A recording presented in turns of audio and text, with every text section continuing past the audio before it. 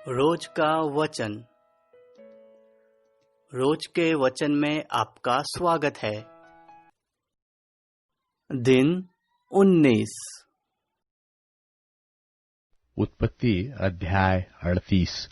उत्पत्ति अध्याय 38। उन्हीं दिनों में ऐसा हुआ कि यहूदा अपने भाइयों के पास से चला गया और हीरा नाम एक अदुल्लामवासी पुरुष के पास डेरा किया। वहां यहूदा ने शुआ नाम एक कनानी पुरुष की बेटी को देखा और उसको ब्याह कर उसके पास गया। वह गर्भवती हुई और उसके एक पुत्र उत्पन्न हुआ और यहूदा ने उसका नाम एर रखा। और वह फिर गर्भवती हुई और उसके एक और पुत्र उत्पन्न हुआ और उसका नाम ओनान रखा गया। फिर उसके एक और पुत्र उत्पन्न हुआ, उसका नाम शेला रखा गया। और जिस समय उसका जन्म हुआ उस समय यहूदा कजीब में रहता था।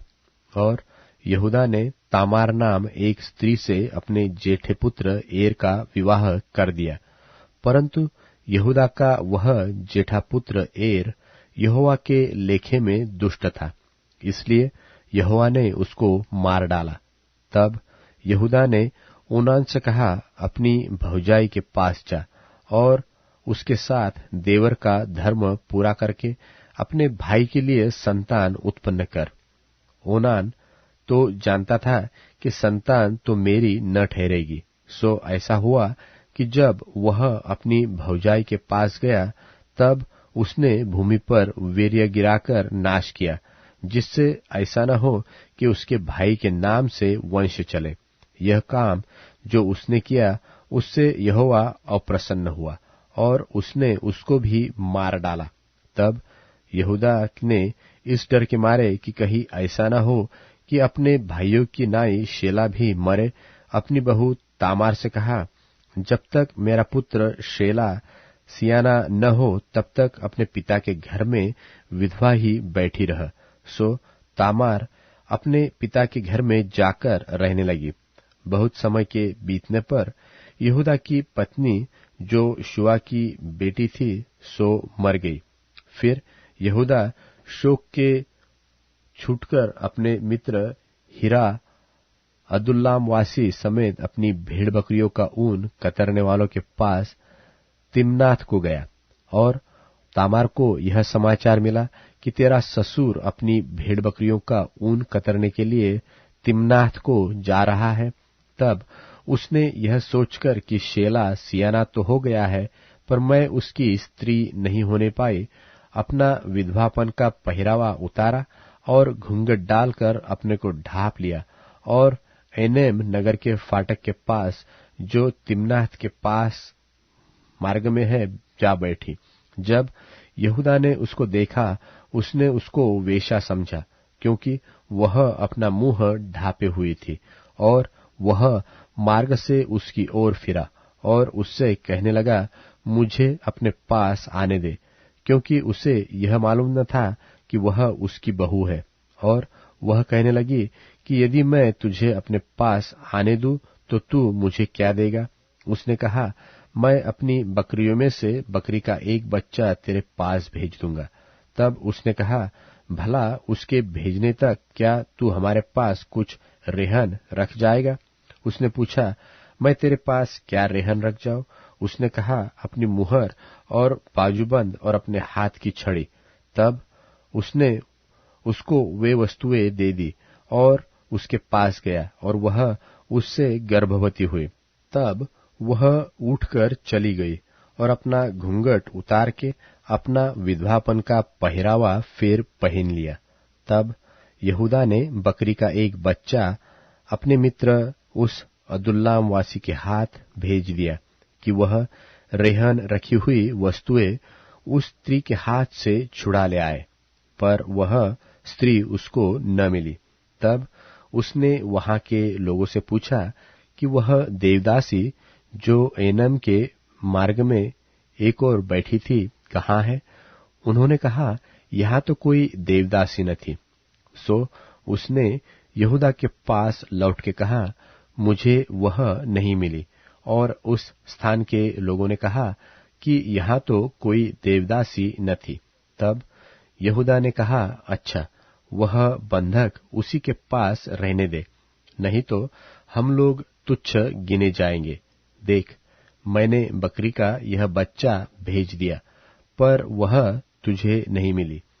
और 3 महीने के पीछे यहूदा को यह समाचार मिला कि तेरी बहू ने व्यभिचार किया है, वरन वह व्यभिचार से गर्भवती भी हो गई है। तब यहूदा ने कहा, उसको बाहर ले आओ कि वह जलाई जाए। जब उसे बाहर निकाल रहे थे, तब उसने अपने ससुर के पास यह कहला भेजा कि जिस पुरुष की ये वस्तुएं हैं, उसी से मैं गर्भवती हूँ। फिर उसने यह भी कहलाया कि पहचान तो सही कि यह मुहर और बाजूबंद और छड़ी किसकी है। यहूदा ने उन्हें पहचान कर कहा, वह तो मुझसे कम दोषी है, क्योंकि मैंने उससे अपने पुत्र शेला को न ब्याह दिया, और उसने उससे फिर कभी प्रसंग न किया। जब उसके बच्चे जन्मने का समय आया, तब यह जान पड़ा कि उसके गर्भ में जुड़वे बच्चे हैं। और जब वह जन्म देने लगी, तब एक बालक ने अपना हाथ बढ़ाया और धाय ने लाल सूत लेकर उसके हाथ में यह कहते हुए बांध दिया कि पहले यही उत्पन्न हुआ। जब उसने हाथ समेट लिया, तब उसका भाई उत्पन्न हो गया।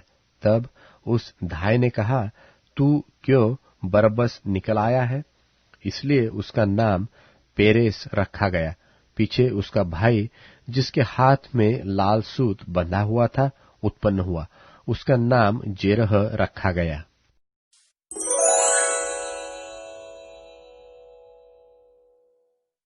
उत्पत्ति अध्याय 39। उत्पत्ति अध्याय 39। जब यूसुफ मिस्र में पहुंच गया, तब पोतीपर नाम एक मिस्री, जो फिरौन का हाकिम और जल्लादों का प्रधान था, उसने उसको इश्माएलियों के हाथ से, जो उसे वहां ले गए थे, मोल लिया। और यूसुफ अपने मिस्री स्वामी के घर में रहता था, और यहोवा उसके संग था, सो वह भाग्यवान पुरुष हो गया।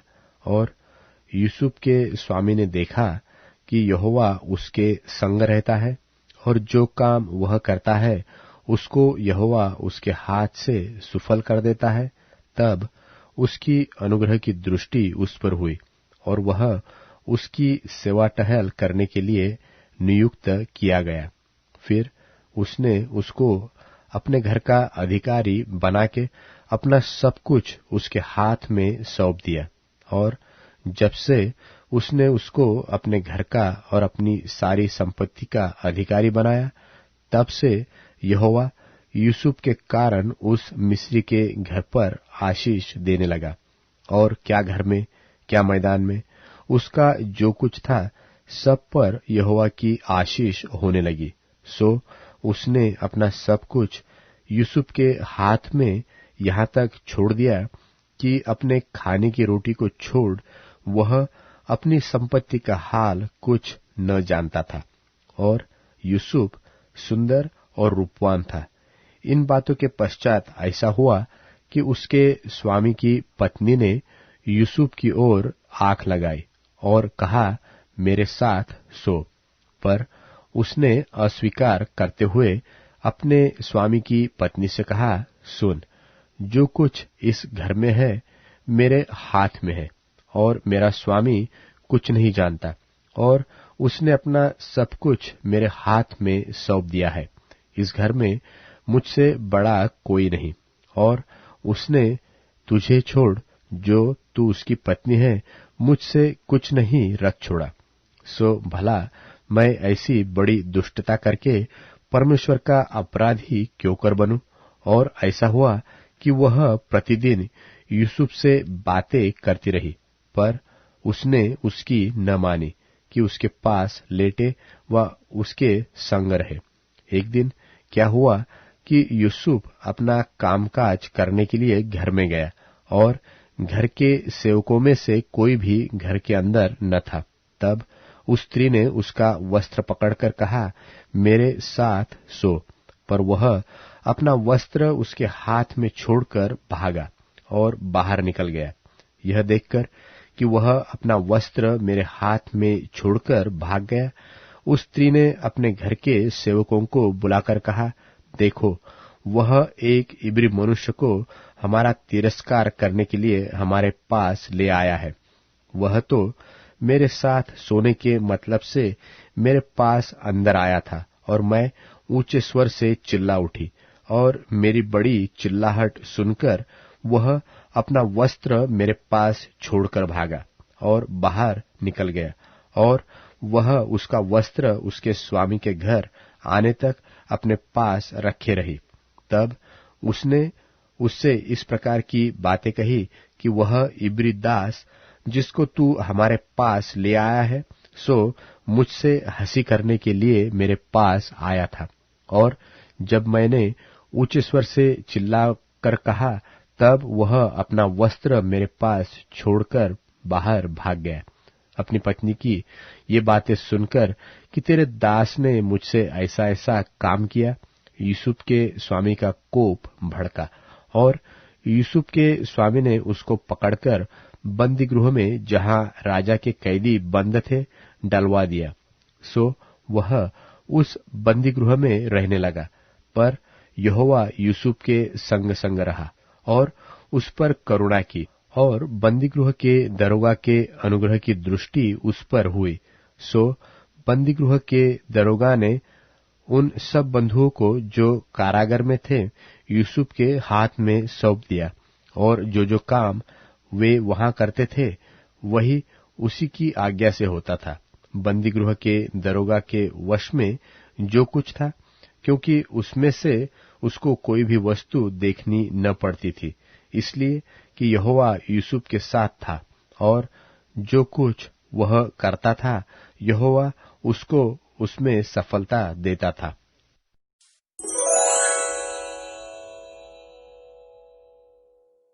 तब वे भीड़ को छोड़कर घर में आए, और उनके चेलों ने उनके पास आकर कहा, खेत के जंगली दाने का दृष्टांत हमें समझा दे। यीशु ने उनको उत्तर दिया कि अच्छे बीज का बोने वाला मनुष्य का पुत्र है। खेत संसार है। अच्छा बीज राज्य की संतान और जंगली बीज दुष्ट की संतान है। जिस बैरी ने उनको बोया वो शैतान है। कटनी जगत का अंत है और काटने वाले स्वर्गदूत हैं। सो जैसे जंगली दाने बटोरे जाते और जलाए जाते हैं, वैसा ही जगत के अंत में होगा। मनुष्य के पुत्र अपने स्वर्गदूतों को भेजेंगे, और वे उनके राज्य में से सब ठोकर के कारणों और कुकर्म करने वालों को इकट्ठा करेंगे और उन्हें आग के कुंड में डालेंगे। वहां रोना और दांत पीसना होगा। उस समय क्षमा पाए लोग अपने पिता के राज्य में सूरज की तरह चमकेंगे। जिसके कान हो वे सुन ले।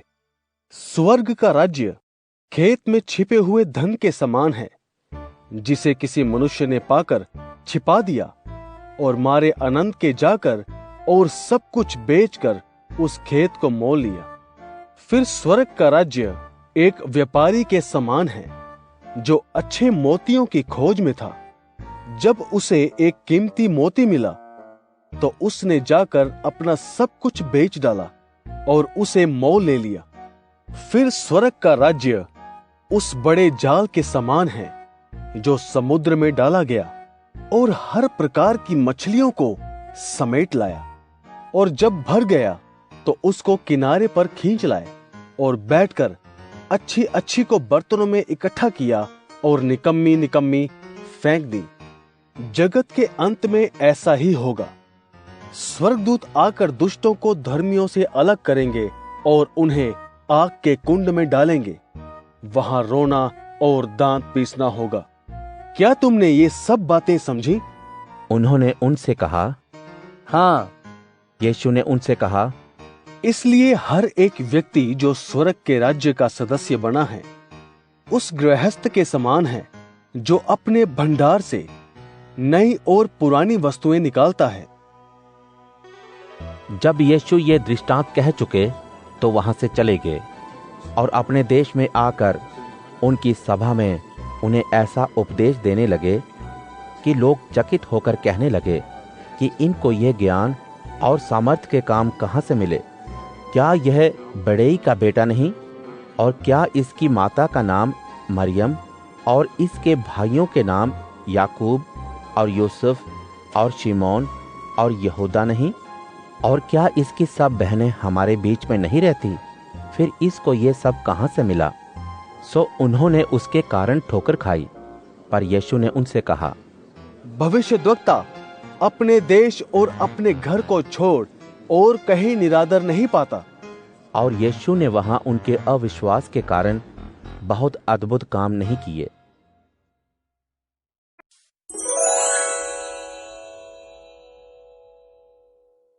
अध्याय 11। सच्चे व्यक्ति का आश्रय स्थल। मैं प्रभु की शरण में आया हूं। फिर तुम मुझसे कैसे कह सकते हो, पंछी अपने पर्वत को उड़ जा। देख, दुर्जनों ने धनुष चढ़ाया है, उन्होंने प्रत्यंचा पर बाण रखे हैं कि अंधकार में सत्यनिष्ठ लोगों के प्राण लें। यदि आधार ही नष्ट हो गया तो धार्मिक मनुष्य क्या कर सकता है? प्रभु अपने पवित्र मंदिर में है, प्रभु का सिंहासन स्वर्ग में है। उसकी आंखें मानव संतान को निहारती हैं, उसकी पलकें उनको जांचती हैं। प्रभु धार्मिक और दुर्जन को परखता है। उसकी आत्मा हिंसा प्रिय लोगों से घृणा करती है। वह दुर्जनों पर गंधक की वर्षा करेगा। झुलसाने वाली प्रचंड लू उन्हें झेलनी पड़ेगी। प्रभु धर्ममय है, उसे धार्मिक कार्य प्रिय हैं। धर्मपरायण व्यक्ति उसके मुख का दर्शन करेंगे।